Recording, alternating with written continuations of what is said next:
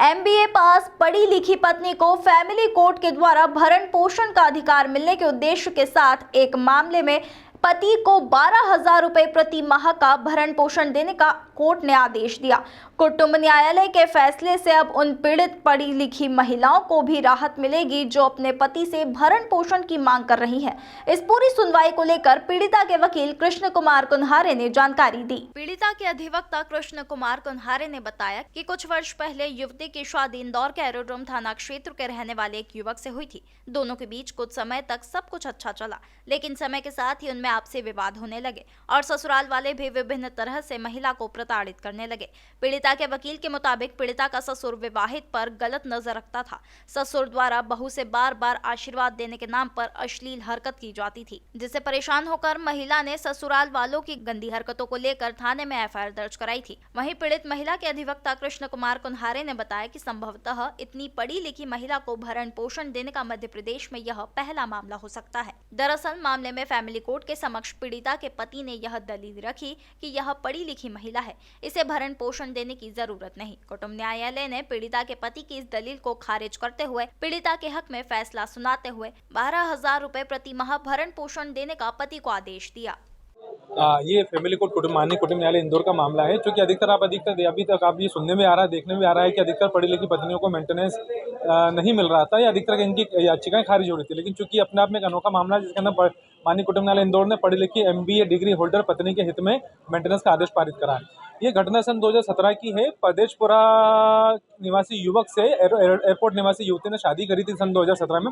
शादी के बाद से ही जो पीड़िता के ससुराल जन, इसमें मुख्य रूप से सास ससुर द्वारा अनावश्यक पति पत्नी के वैवाहिक जीवन में दखल दिया जाता था।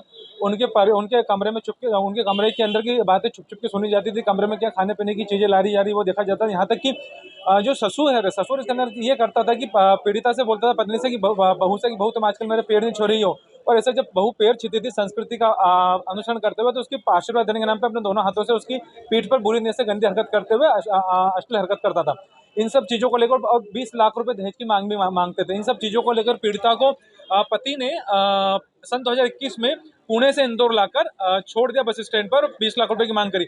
पीड़िता बहुत डिप्रेशन में आ गई थी। इसने सर्वप्रथम थाना मल्हारगंज में 498 के आरोपी ससुराल जनों के खिलाफ FIR दर्ज कराई और ससुर की जो अश्लील हरकत करता था उसको लेकर छेड़छाड़ की धारा में थाना प्रदेशपुर में FIR दर्ज कराई थी। और साथ ही कुटुंब न्यायालय इंदौर में भी, जिला न्यायालय इंदौर में भी घरेलू हिंसा केस फाइल करा था।